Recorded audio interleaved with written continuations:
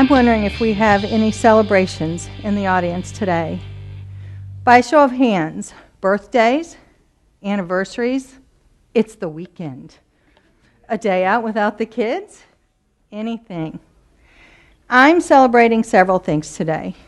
First, I'm getting a break from those frigid upstate New York temperatures.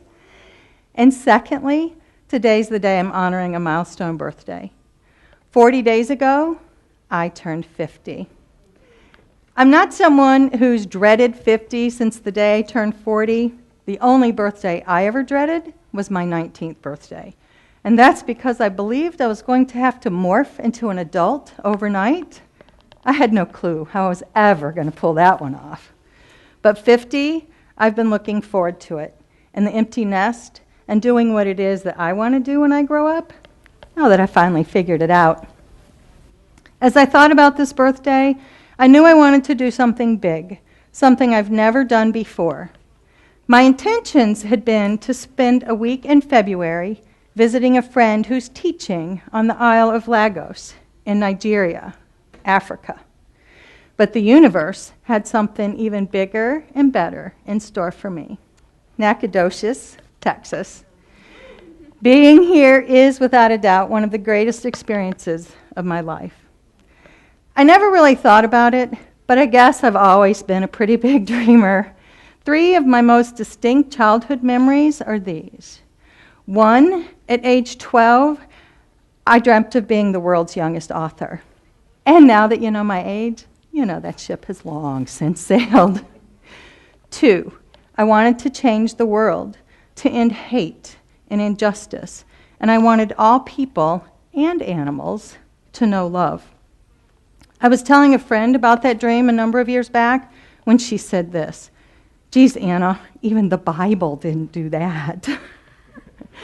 3, I wanted to be a mom, but not an old mom. So I was going to have those babies before I turned 30. And I only wanted 2 children. I'm the oldest of 3, you know, that whole third wheel thing. So flash forward to August of 1989. I'm almost 26 years old. I've been married to the love of my life for 2.5 months. And just according to my master plan, I received confirmation I'm pregnant. I checked off those new mother-to-be lists: name, nursery, horse pill-sized vitamins, laundry, and labor classes. In one of our last Lamaze sessions, the instructor said this to the class: "I know you're all in happy places with even happier times ahead of you, but I want you to think about something and discuss it with your partner. What would you do if something were to happen to the baby?" Now, I know it's not anything you want to think about, but you really should spend a minute or 2 discussing it. "What would you do?" I said to my husband on the way home. "I don't know," he said. "What about you?" "I don't know either," I replied, and we didn't talk about it again until we had to. On May 11th, 1990, 2 days before Mother's Day, my labor progressed exactly as all the books and the doctors had said it would.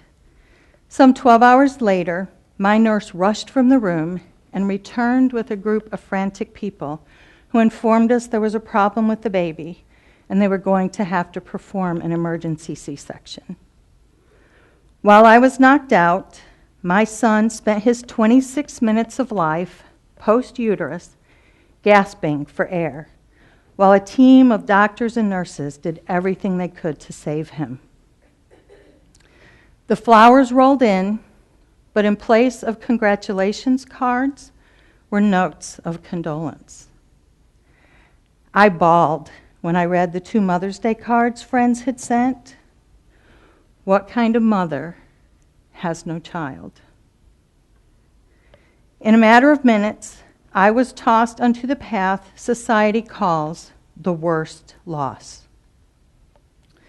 The hospital introduced us to Elizabeth Kubler-Ross's 5 stages of grief: anger, denial, bargaining, depression, and acceptance. They told us that the grieving process is random, that it's different for everyone, and that there were people who could help us if we needed it. I didn't want to hear about such things. I just wanted the pain to stop, to wake up with my son in my arms, and to realize that it had all been just a really bad dream. But I knew better. And in the midst of that agonizing reality of those very early days, I also knew this. I didn't want to spend a lifetime mourning my son. I didn't know what that meant, what it looked like on the other side, or how I was going to get there, but I knew what I didn't want. I grieved. I screamed those eternal questions. Why? Why me? What if I or the doctors or the nurses had done this or that differently? And I counted down the 90 days the doctor told me I had to wait to conceive again. Over the next 6 years, I'd experienced 2 miscarriages, 2 more complicated but successful pregnancies, and a 6-week psychiatric stay for severe depression. On one of my darkest nights, I'd sent up this prayer. God, they say you don't give us more than we can handle. You know I can't take any more pain, and you know I can't commit suicide. Please have mercy and take me tonight.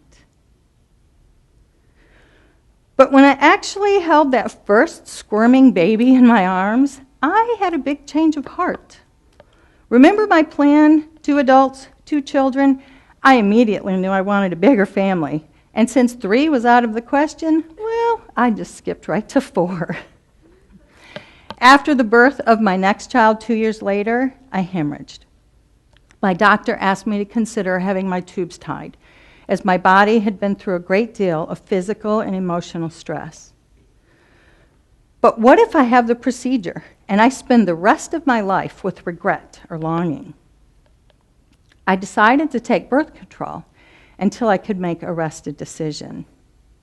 And as it turns out, my daughter was just as delightful as her older brother, which meant I didn't give the doctor's suggestion a second thought. And 2 years later, I was still popping a little white pill every morning. And those what ifs and whys, life was good. So those questions and conflicts weren't quite so pressing anymore, and they just sort of faded into the dark recesses of my body and soul. My youngest child was born in the 8th year of my marriage, and this charming lad has always had a mind of his own. I joke that he grew tired of waiting for us to make up our minds, so he made them up for us. You know that 1% who conceive while on birth control? Count me in. Fearing many things, one being my health, my husband had a vasectomy, ending my chances for that 4th bouncing baby. This last pregnancy proceeded as flawlessly as my firstborns had, without any of the health complications of the previous 4 pregnancies. 6 weeks before that child was born, I learned the truth about something I'd suspected for quite some time. My husband and my best friend were having an affair. In that moment, all of the unresolved conflict from my past came back with a vengeance. I remember crumpling to the floor where I sat slumped against my washing machine for hours. My head spun with so many thoughts. On good days, I just felt like I'd been born with "Bring It On" tattooed onto my forehead. But that morning, I just felt like I'd been buried alive with grief and suffering, and like I didn't have an ounce of fight left in me. My living was somehow all wrong. And remember that prayer? It seemed I couldn't get dying right either. What if I hadn't told my friend about all of my marital problems? What if I hadn't gained weight? What if I'd agreed to sex more often? What if I was born tarnished beyond salvation and God is punishing me? Those are just a few of the thoughts that ravaged my mind. This is what I later wrote about that morning. Every piece of hope I'd ever held on to before had just been shredded. My faith in people, my trust, my belief in God, in dignity, every spiritual, emotional, social, physical, and academic part of me lay in a heap to be tossed out with the garbage. It never made it to the garbage. I recycled it instead. You see, mixed in with all those what-ifs was this. What if all that negative logic is wrong? What if suffering isn't my destiny? If I die, what am I going to miss? Sitting broken in a heap on the floor, I knew that I had to get up, that I had to do something. I made a phone call, one that led me to a woman who gave me one of the greatest gifts I've ever received. As I sat in this woman's office, begging her to explain why a loving God would inject so much pain and suffering onto one person's life, she said this: divine intervention is rare. When bad things have happened to you, God has been screaming out for them to stop. He's cried beside you, and he's wrapped you in his arms. Instant clarity. What if I wasn't born the sinner? Religion always told me I was. As it turns out, that was the piece of my spiritual puzzle that needed resolution, and I began rebuilding my life from there. I realized that the betrayal of two important people in my life was as significant as what I'd felt when my son died. I realized that the only way to make the pain stop was to understand what was at its root and to begin answering those nagging questions once and for all. I started tapping into my angst, asking tough questions and demanding tougher answers. How can some people survive death or destruction or disease and go on to live happy, healthy lives, while others of similar circumstance succumb to despair, or worse, drugs or suicide, and are forever held back from living their best lives? What if loss isn't just about death? What if the level of our grief, our response to loss, isn't about what we've lost, but is about our attachment to what has gone missing from our lives?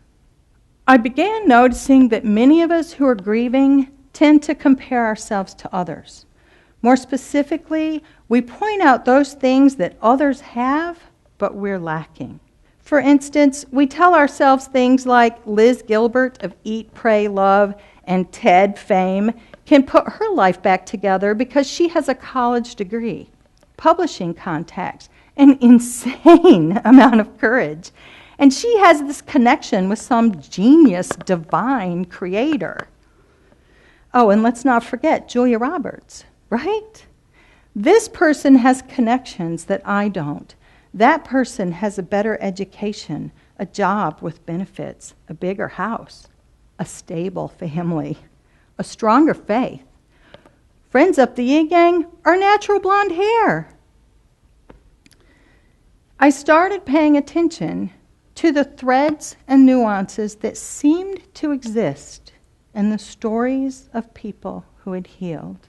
What if all those he's and she's don't have anything that I don't have? While I was in the midst of asking all these questions, I began another round of editing on my memoir, and the truth hit me right between the eyes. Remember that quote? Every spiritual, emotional, social, physical, and academic part of me. These are traits we are born with. Me, and you, and you, and you.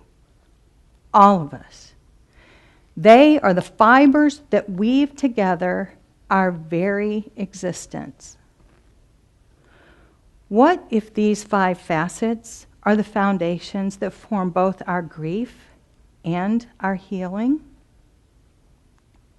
What if I were to accept that it's not okay my son died and my husband had an affair, that tragedy or misfortune will never, ever be okay, but that somehow I can find a way to be okay with it?